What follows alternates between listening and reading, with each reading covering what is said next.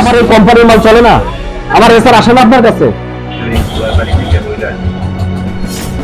আসসালামু আলাইকুম। ওয়ালাইকুম আসসালাম ভাই, ভালো আছেন? আলহামদুলিল্লাহ ভাই। আমার কোম্পানির মাল কই ভাই আপনার দোকানে?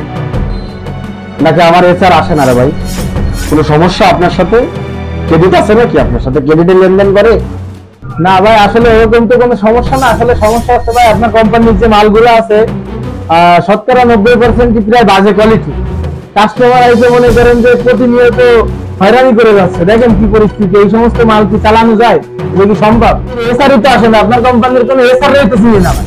মাঝে একটা লোক এসে যে মালগুলা দিয়ে গেছে, তো এই কি চলে? কাস্টমারের মালই তো নিচ্ছে। আমার এই কোম্পানির মাল চলে না, আমার এসআর আসে না আপনার কাছে। কতদিন আসেন আপনি বলতে পারবেন? তানভীর? জি স্যার, জি স্যার। স্যার স্যার কি হয়েছে স্যার? এই পণ্যটা তুমি এই দোকানে কতদিন আসলো ভাই? এই দোকানদার বলতেছে যে উনি মাসে একবার তুমি আসো, তোমাকে কোম্পানি স্যালারি তো দেয়, তাই না?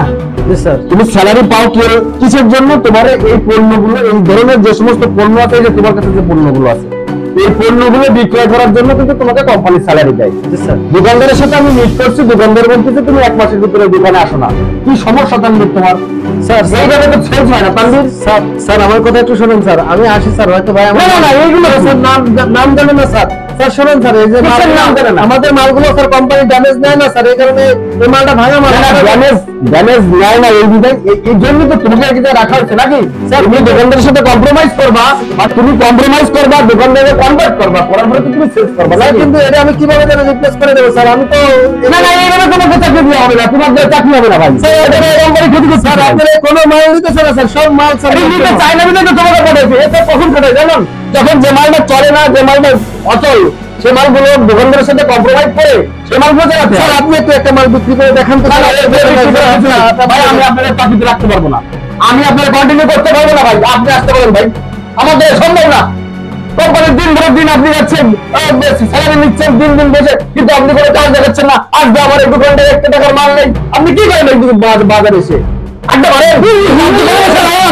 সহ্য করে গেল না আপনার এই কোনো মাল এই দোকানে চলে না। আমি বলছি আপনি একটা মাল বিক্রি করেন, আপনি মাল বিক্রি করতে পারবেন না, আপনি আমার উপরে রাস্তা কাছেন, আপনার চাকরি আমি করবো না। সব থাকলো